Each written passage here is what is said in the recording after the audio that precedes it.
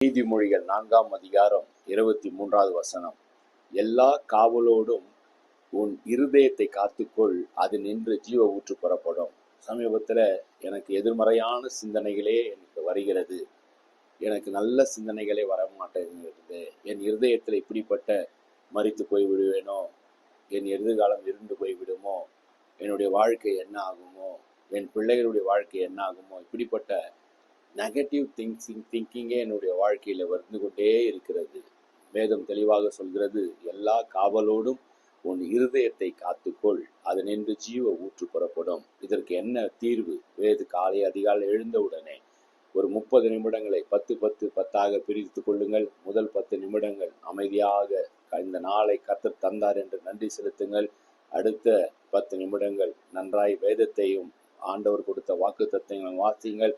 அடுத்த 10 நிமிடங்கள் ஆண்டவர் நோக்கி ஜெபியுங்கள். உங்கள் இருதயத்தை வார்த்தையினால, ஆண்டவருடைய வசனங்களால காத்து கொள்ளுங்கள்.